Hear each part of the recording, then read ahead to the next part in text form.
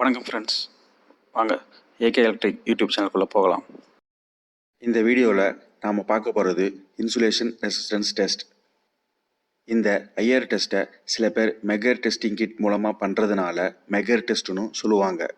சரி வாங்க, முதல்ல இந்த டெஸ்ட்டோட பிரின்சிபல் என்னன்னு பார்த்துடுவோம். டிரான்ஸ்ஃபார்மர் வைண்டிங்க்கு DC voltage insulation resistance tester kit மூலமாக கொடுக்கும்போது நாம் வைண்டிங்ஸோட இன்சுலேஷன் ரெசிஸ்டன்ஸை நேரடியாக அளவீடு செய்ய முடியும். இப்போது இதோட பர்பஸ் என்னன்னு பார்த்துடுவோம். இந்த டெஸ்ட் பண்ணுறது மூலமாக வைண்டிங்ஸோட இன்சுலேஷன் ரெசிஸ்டன்ஸ் எந்த அளவு இருக்குதுன்னு நாம் கண்டுபிடிச்சிடலாம். அப்புறமா வைண்டிங்ஸ்க்கு இடையே ஷார்ட் சர்க்கியூட் ஏதாச்சும் இருந்துச்சுன்னா அதையும் நாம் கண்டுபிடிச்சிடலாம்.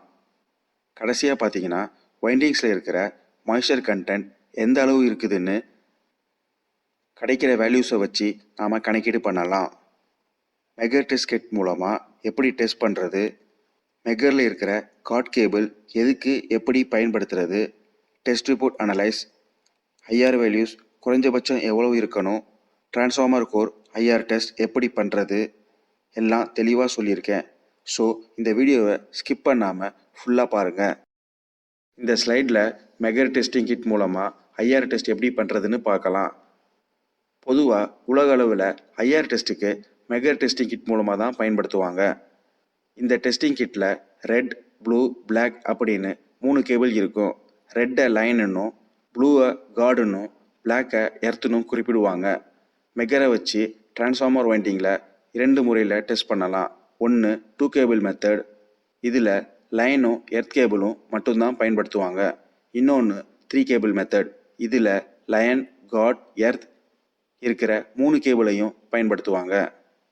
மெகரில் 500 volt, 1000 volt, 2000 volt, 5000 volt, 10,000 volt வரைக்கும் நாம் செலக்ட் பண்ண முடியும்.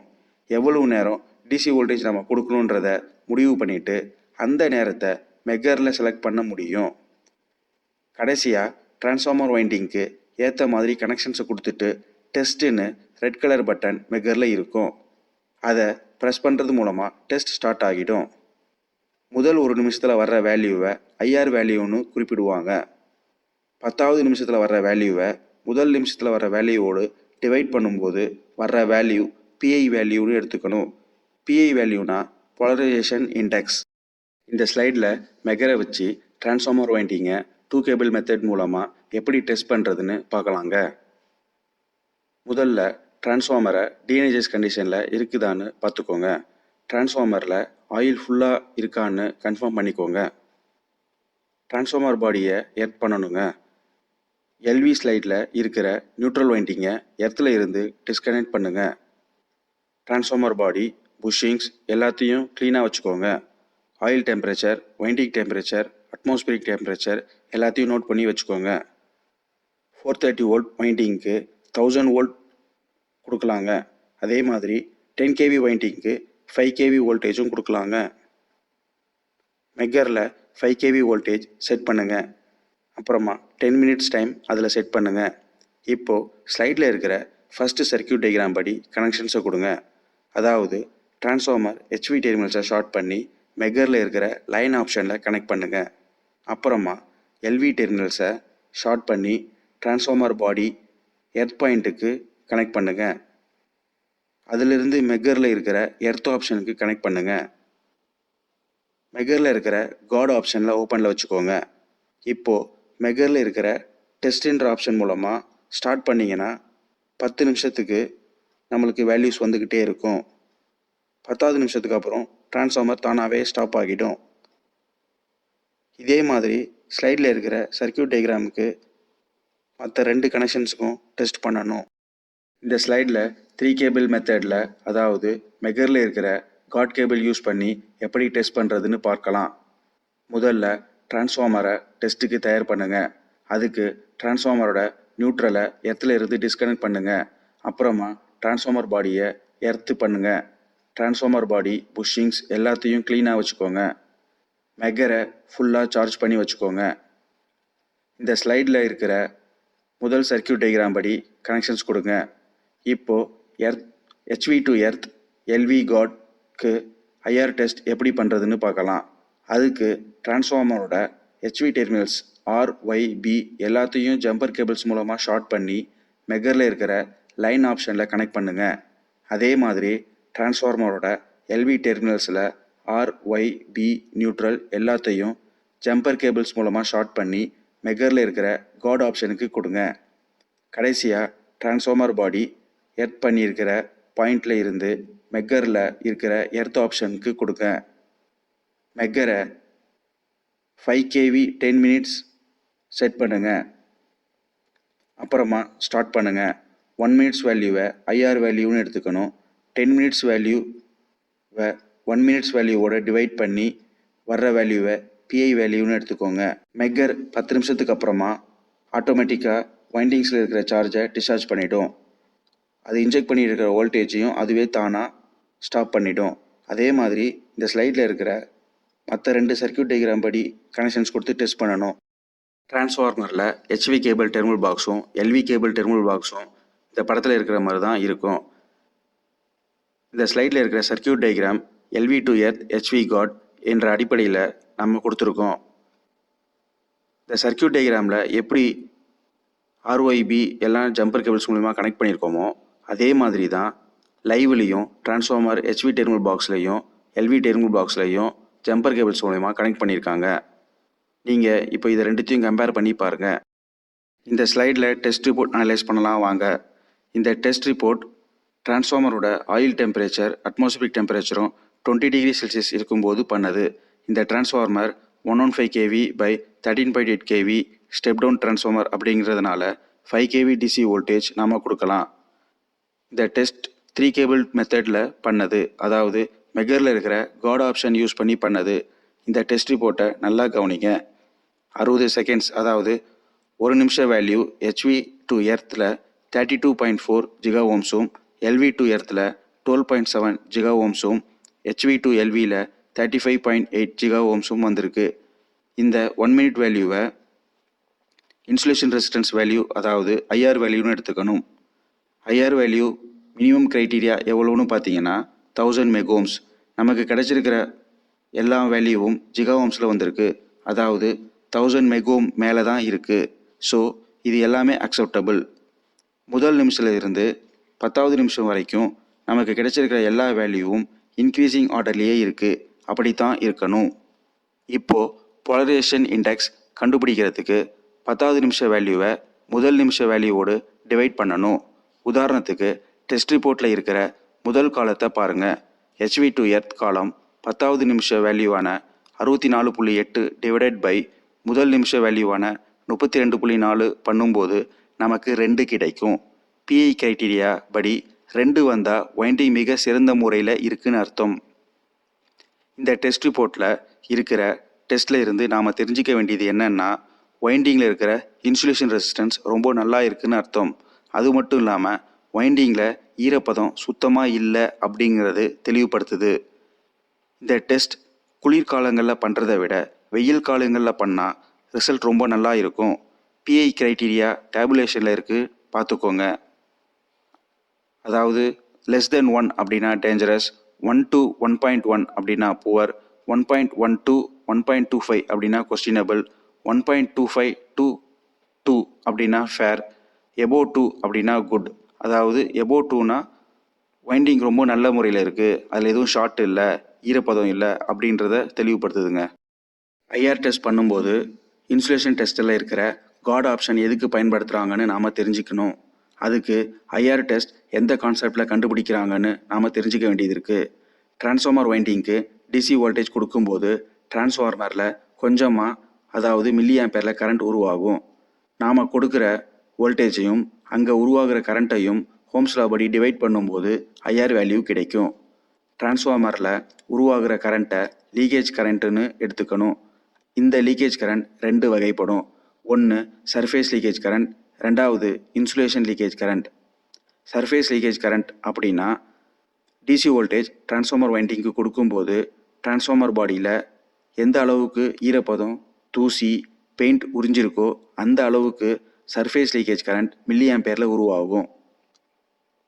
இன்சுலேஷன் லீக்கேஜ் கரண்ட் அப்படின்னா டிசி வோல்டேஜ் டிரான்ஸ்ஃபார்மர் வைண்டிங்க்கு கொடுக்கும்போது வைண்டிங்கில் எந்த அளவுக்கு இன்சுலேஷன் இருக்கோ அந்த அளவுக்கு இன்சுலேஷன் லீக்கேஜ் கரண்ட் உருவாகும்.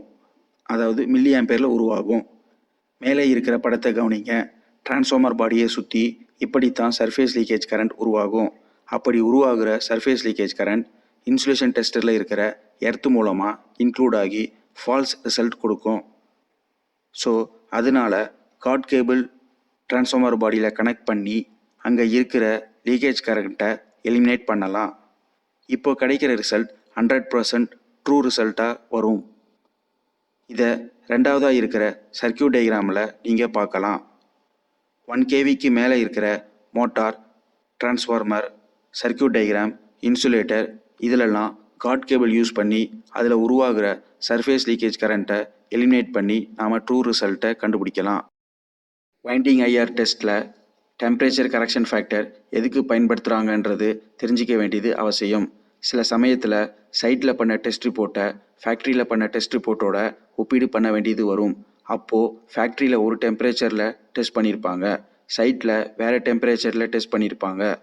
ஸோ டெஸ்ட் ரிப்போர்ட்டை கம்பேரிசன் பண்ணும்போது ப்ராப்ளம் வரும். இந்த ப்ராப்ளமை சால்வ் பண்ண டெம்பரேச்சர் கரெக்ஷன் ஃபேக்டர் பயன்படும். சைட்டில் பண்ண வேல்யூவை கரெக்ஷன் ஃபேக்டர் மூலமாக மல்டிப்ளை பண்ணணும். அப்படி பண்ணிங்கன்னா உங்களுக்கு கம்பேரிசனில் ப்ராப்ளம் வராது.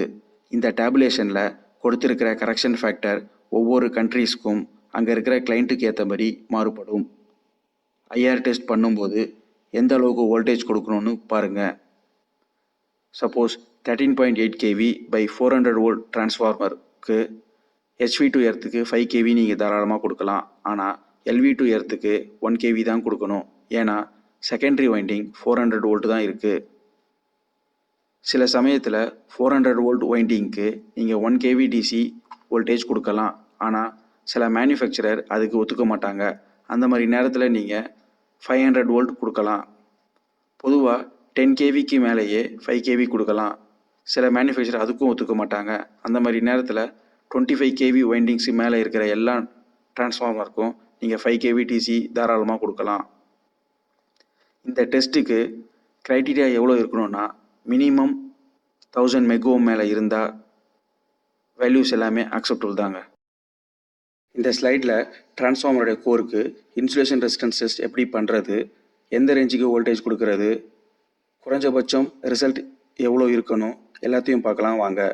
டிரான்ஸ்ஃபார்மர் பாடி டாப் சைடில் கோர் டெர்மினல் பாக்ஸ் இருக்கும். இந்த பாக்ஸை திறந்தீங்கன்னா படத்தில் பார்க்குற மாதிரி டிரான்ஸ்ஃபார்மர் பாடி உள்ளே இருக்கிற கோரை இந்த மாதிரி டெர்மினல் லிங்க் பண்ணி வெளியில் கொண்டு வந்து வச்சுருப்பாங்க. இன்சுலேஷன் ரெசிஸ்டன்ஸ் கோர் டு எர்த்துக்கு, கோர் ஃப்ரேம் டு எர்த்துக்கு, கோர் டு கோருக்கு 1 kV DC வோல்டேஜ் கொடுத்து செக் பண்ணுவாங்க. நீங்கள் பார்த்துக்கிட்டு இருக்க இந்த test report oil temperature 27 degree Celsius இருக்கும்போது பண்ணது. முதல்ல கோர் டு எர்த்துக்கு 1 kV DC ஒரு நிமிஷத்துக்கு கொடுக்கும்போது 13.8 GΩ வந்திருக்கு. ரெண்டாவது கோர் ஃப்ரேம் டு எர்த்துக்கு 1 kV DC ஒரு நிமிஷத்துக்கு கொடுக்கும்போது 11 GΩ வந்திருக்கு.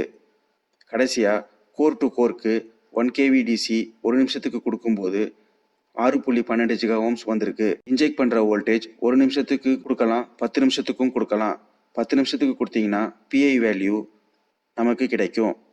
சரி, இப்போது டெஸ்ட் ரிப்போர்ட் அனலைஸ் பண்ணலாம். ஒரு நிமிஷத்தில் நமக்கு கிடைக்கிற வேல்யூவை IR வேல்யூ 200 மெகோம்ஸ்க்கு மேலே இருக்கணும். நமக்கு கிடைச்சிருக்கிற வேல்யூ எல்லாம் ஜிகாஓம்ஸில் தான் வந்திருக்கு. ஸோ இது ஒரு acceptable test report.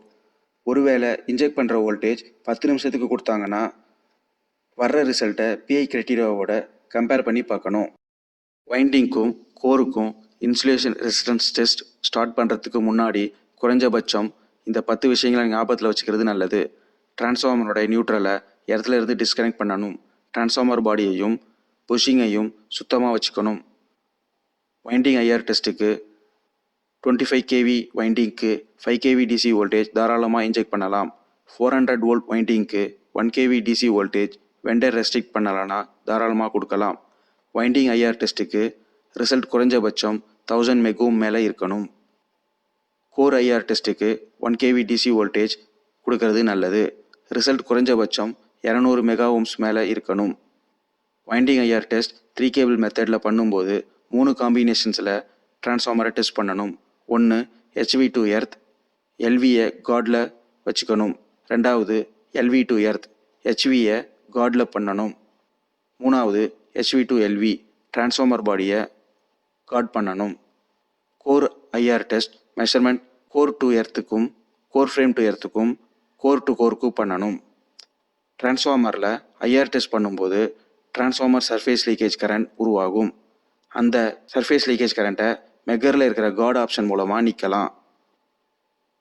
IR test பண்ணும்போது டைம் இன்க்ரீஸ் பண்ண ஐஆர் வேல்யூவும் இன்க்ரீஸ் ஆகும். பிஐ வேல்யூ வைண்டிங் டெஸ்ட்டுக்கும் கோர் டெஸ்ட்டுக்கும் ரெண்டுத்துக்கும் பொருந்தும். ஐஆர் டெஸ்ட் ரிசல்ட் ஈரப்பதம், குளிர்காலம், தூசி, எக்யூப்மெண்ட்ஸோட ஏஜிங் அதாவது பழமை இதெல்லாம் பொறுத்து அமையும். டிரான்ஸ்ஃபார்மர் ஆயில் டேங்க் ஃபுல்லாக இருந்தால் மட்டும் டெஸ்ட் பண்ணுங்கள், இல்லைன்னா ஐஆர் டெஸ்ட் பண்ணாதீங்க. உங்களுக்கு இந்த வீடியோ பிடிச்சிருந்ததுன்னா, இன்ஃபர்மேட்டிவாக இருந்ததுன்னு நினச்சிங்கன்னா சப்ஸ்கிரைப் பண்ணுங்கள், லைக் பண்ணுங்கள், ஷேர் பண்ணுங்கள், பெல் ஐக்கானையும் கிளிக் பண்ணுங்கள். நன்றி, வணக்கம்.